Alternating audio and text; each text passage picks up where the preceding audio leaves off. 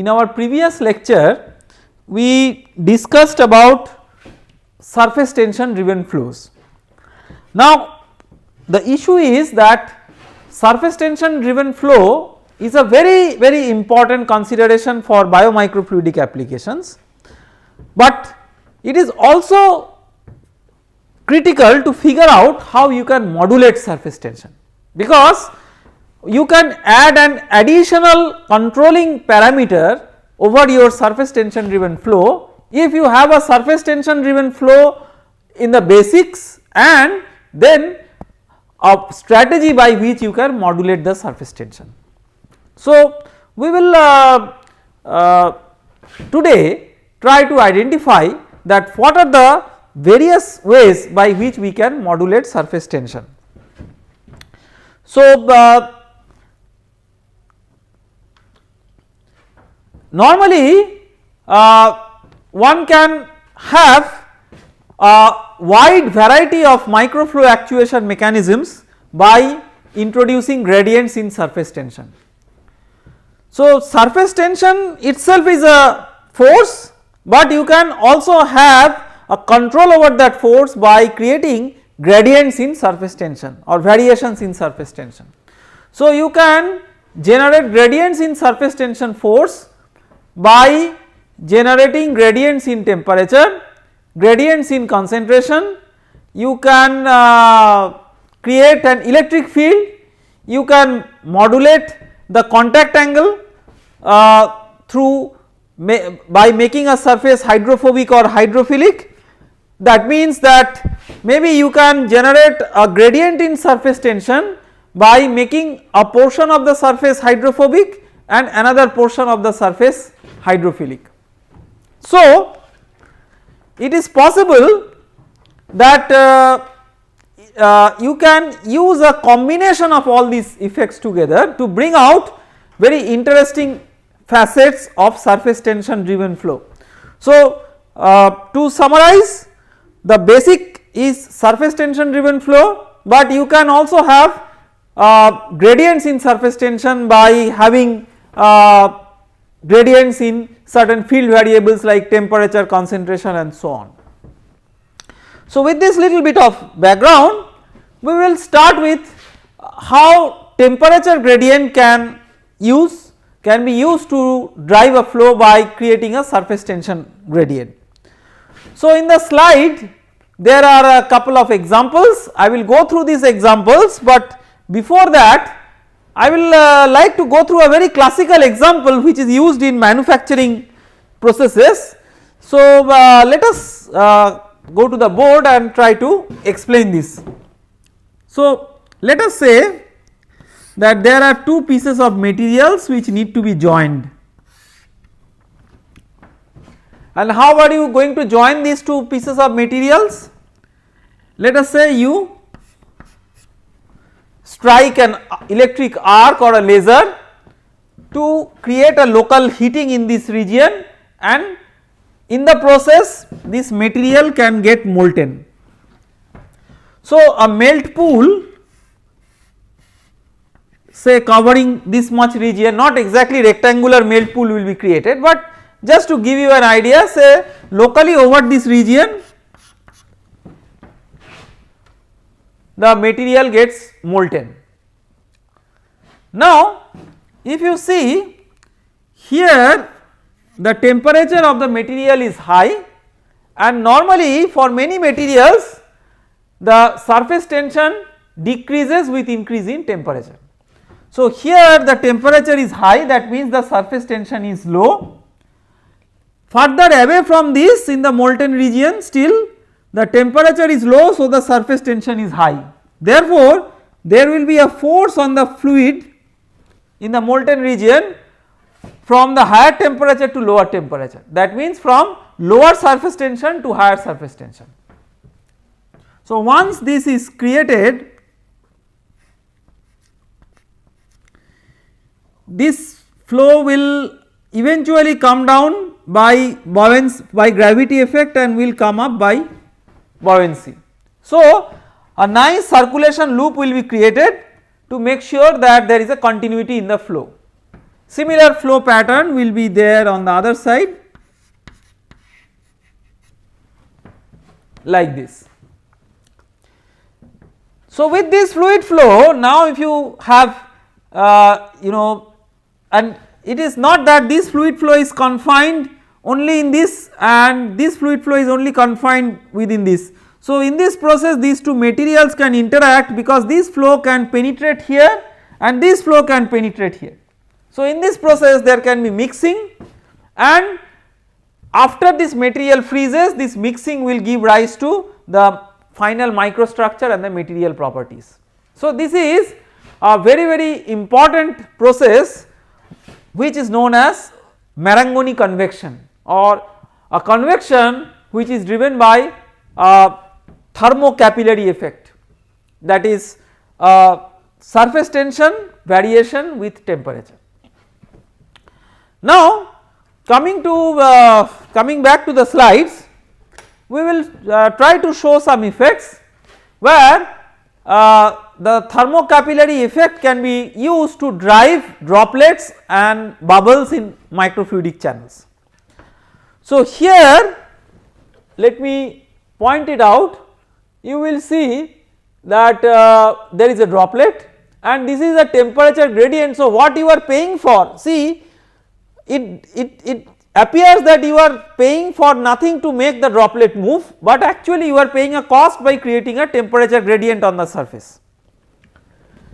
So, if you create a temperature gradient on the surface, see this end of the droplet is at higher temperature, that means lower surface tension, and this end is at a higher at a lower temperature, so higher surface tension, that means the droplet will migrate in this direction.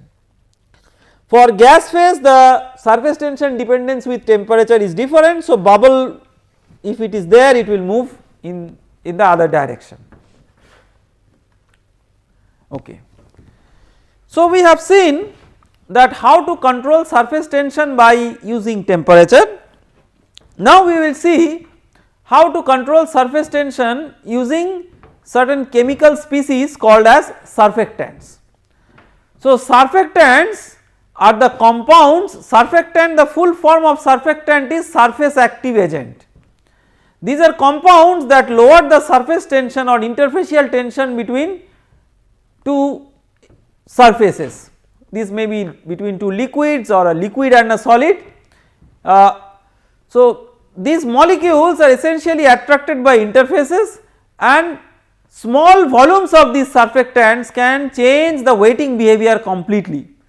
So, by lowering the surface tension, these surfactant molecules act magically, and they have applications in many areas like emulsification, detergents like soaps will have lots of surfactants, micelles, and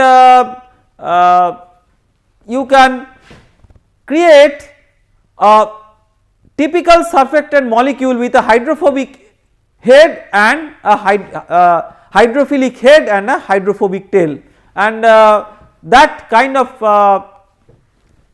configuration is very common in many of the applications where surfactants are used to control the surface tension.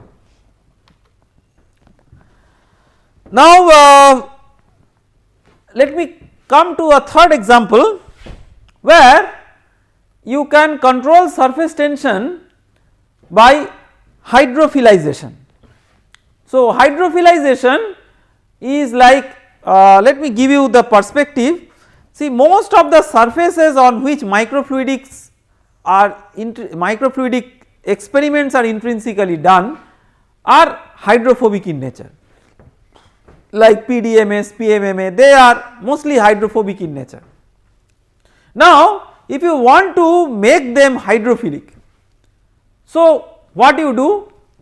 You can do a couple of things. One is, it depends on what you actually want to do. Do you want the hydrophilic characteristic to be permanent, or do you want the hydrophilic characteristic to be temporary? If the hydrophilic characterization is supposed to be temporary, then this is what you can do. You can do oxygen plasma activation. So, here what you do is that you arrange for surface reactions with reactive molecules. So, basically this ensures that you have polar groups on the surface, and these polar groups will attract water molecules, and that will make sure that it is a hydrophilic surface. So, oxygen plasma treatment is a very common strategy, and in most of our labs we do that. The problem is that this is not a permanent solution. So, after a few hours this hydrophilization effect will go away. So, alternatively what you can do, that you can coat with a hydrophilic material like Pitox for example. This is long lasting, but it is costly. So, in your lab if you want to decide on what method you will be using for hydrophilization, you have two choices. One is a cheaper method, but it does not last for long, but for most of our experiment it is good enough. But if you want to have a long lasting method, you have to go for a more expensive method. Okay. The next effect is something on which I want to spend a little bit of time. This is regarding controlling surface tension by electrical effects. So, imagine that there is a microfluidic substrate, say glass, on which you have coated some electrode. So, typically ITO coated glass for example. So, in the figure which is shown in the slide, you have the electrode at the bottom, and on the top of that you want to have an insulator, and typically the insulator is designed with a purpose. So, the insulator itself can be some PDMS for example. So, the purpose of the insulator is to act as a capacitor and store some charge, and then you can have a part of the insulator as a very thin hydrophobic coating, which may be for example Teflon. So, the whole idea of having a hydrophobic coating is that on the top you have a nice droplet which is formed. So, if you have a droplet which is formed, the contact angle will be high, and then we will see that how by applying electric field we can lower the contact angle. So, if we lower the contact angle, a droplet which was sitting on the hydrophobic surface will spread on the surface, and because electric field makes the droplet spread on the surface, this phenomenon is called as electroweighting, or basically the surface is being weighted by the fluid due to electrical effects. Okay. So, if you look into the slide, this is the very important formula, and I will come to the derivation of this formula. This formula relates to what is the difference between the contact angle with electric field versus without electric field. Okay.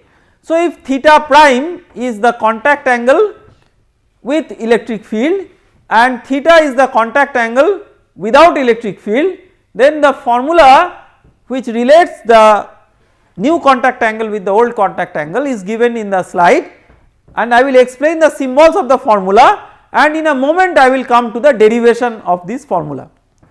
So, cos theta prime is equal to cos theta plus half CV square, where C is the capacitance per unit area, and I will show you how the capacitance comes. Basically the capacitance comes in a very simple way. So, if you have a battery connected system between the electrode and the liquid, then you will see that there is a charge which eventually goes from the battery and gets stored in the insulator. So, the capacitance of this insulator, this insulator can now, this entire system can now be imagined as a parallel plate capacitor. So, if it is imagined as a parallel plate capacitor, the capacitance is given by epsilon by d, where d epsilon is the permittivity and d is the thickness of the insulator. So, that C is that capacitance per unit area, sigma LV is the liquid vapor surface tension coefficient and V is the voltage. So, from here you can clearly see that there is one very important finding from this formula.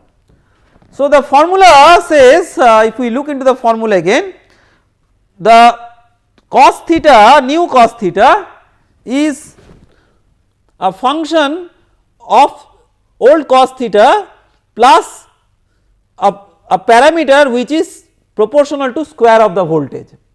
So, whatever may be the sign of the voltage, V square is always positive. So, if V square is positive, you will have cos theta prime is always greater than cos theta, because capacitance, sigma LV, all those are also positive.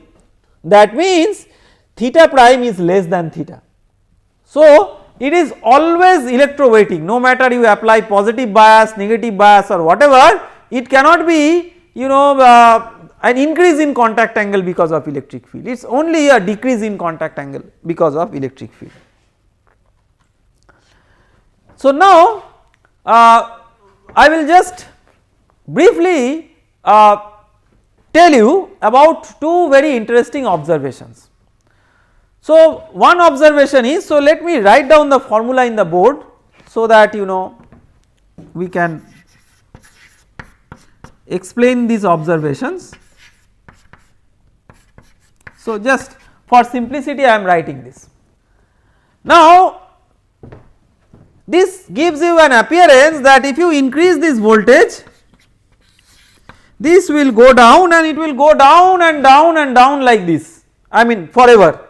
But it does not happen, it comes to a limit up to which if you increase the voltage, it does not come down anymore. So, the contact angle comes to a saturation stage. So, this phenomenon is known as contact angle saturation. So, if you look into this theta versus voltage, this VDC stands for a DC voltage.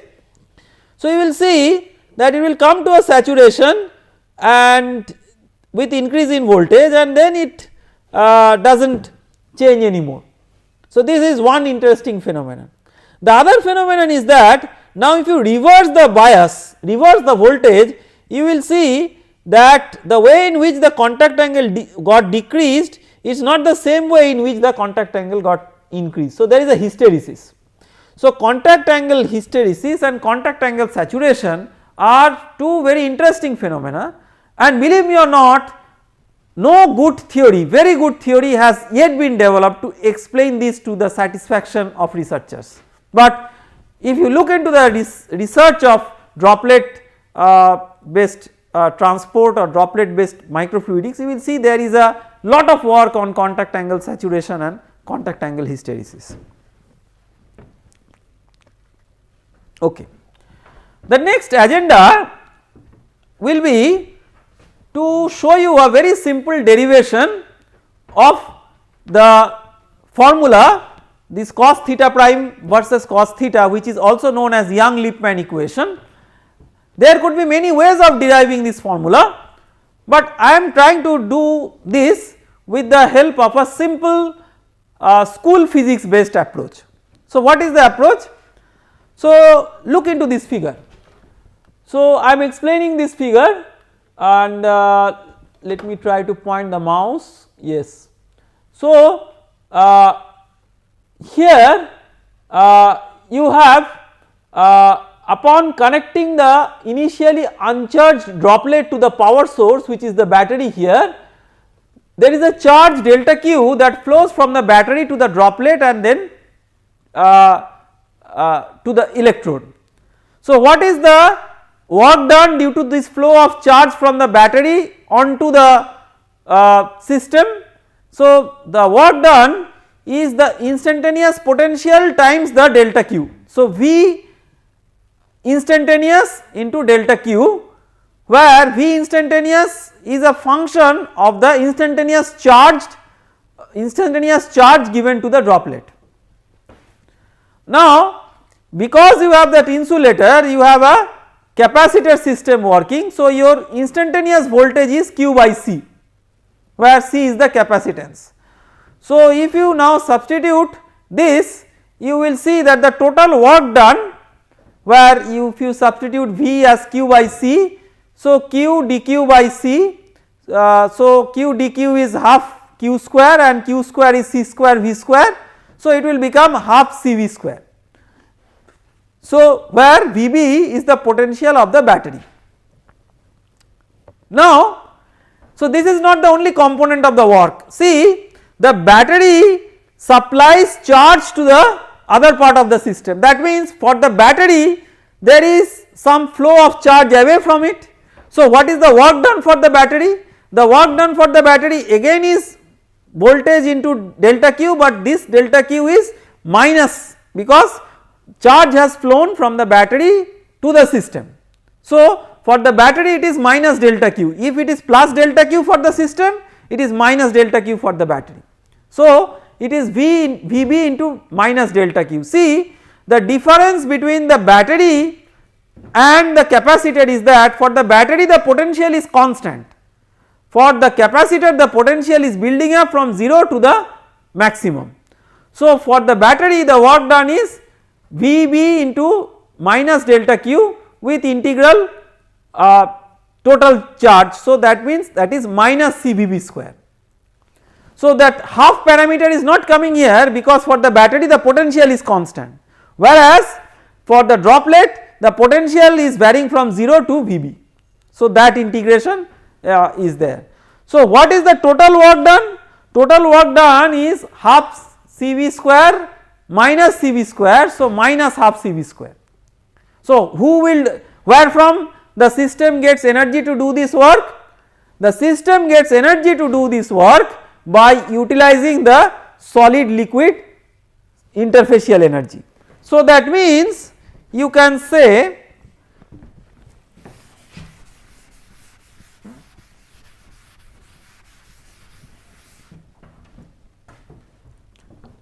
that the sigma SL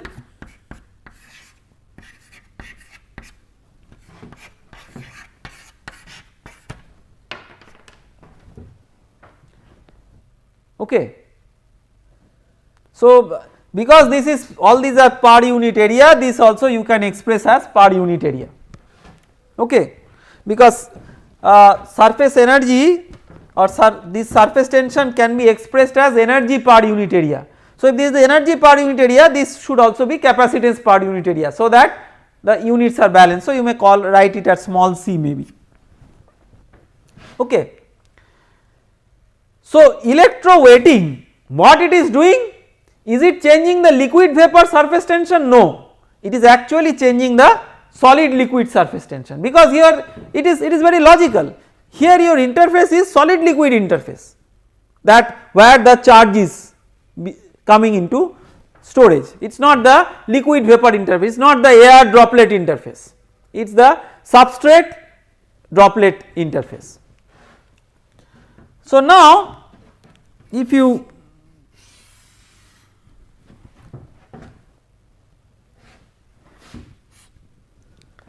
have a droplet like this, this is liquid, this is vapor, this is solid, this is sigma LV,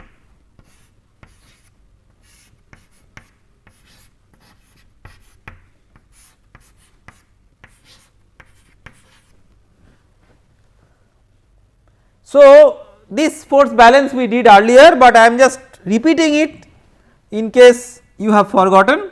So sigma LV cos theta plus sigma SL is equal to sigma SV. This is the force balance along the horizontal direction. With the, after applying the electric field, the cos theta will become cos theta prime, sigma SL become sigma SL prime, sigma SV remains the same, okay. So now you subtract one from the other, so sigma LV into cos theta prime minus cos theta plus sigma SL prime minus sigma SL equal to 0. You just subtract these two equations. So, sigma SL prime minus sigma SL is minus half CV square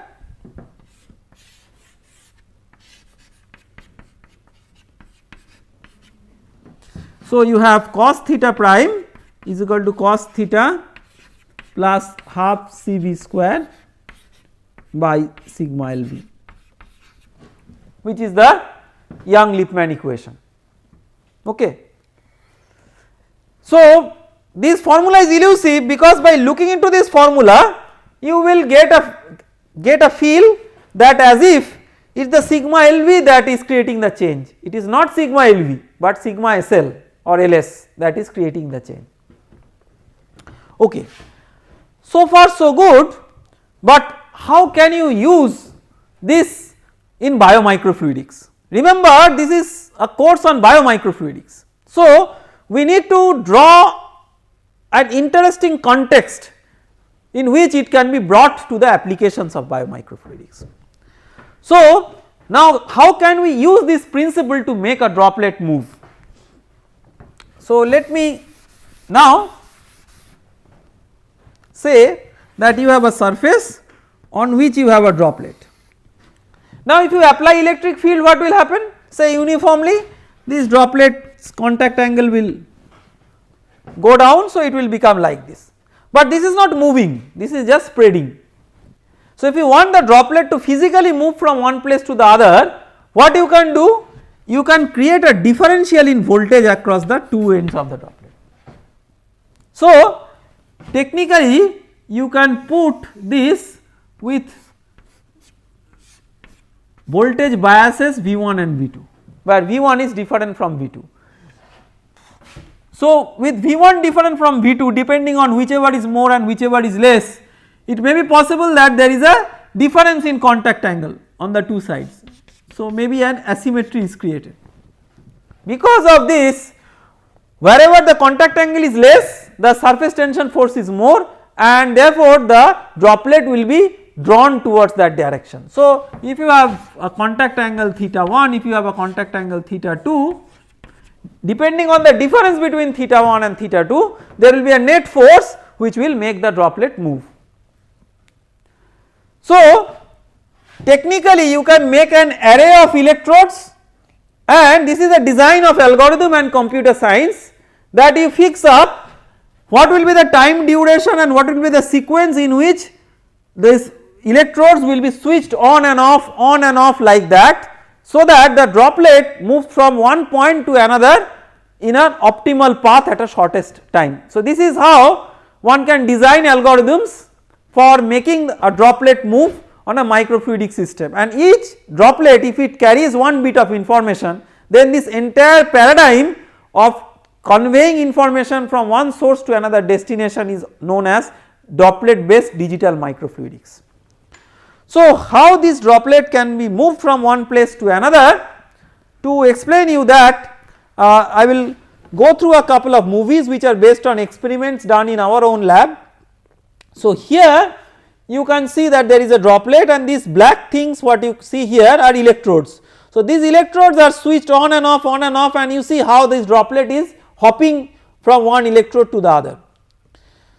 So, now let us say that, come to this picture here, let us imagine that this red color drop is a blood drop and this white color drop is a reagent. Now, we want that this reagent will go from its source to the destination where the blood sample is kept. It will react with the blood and show a change in color, and by this change in color a disease can be detected. So, let me show you how this is done. So, this droplet is moving, see it is moving, and then it fuses with the blood droplet, and once it fuses with the blood droplet there may be a change in color. So, by grabbing the colorimetric signal, one can give a fruitful indication of a diseased condition that is prevalent with the blood sample. So, we started with some basics of how electric field can modulate surface tension, and then we could come up with some interesting applications in biomicrofluidics where such fundamental science can be used. Thank you very much for your attention to this important topic on modulation of surface tension. We will consider a new topic in the next lecture. Thank you very much.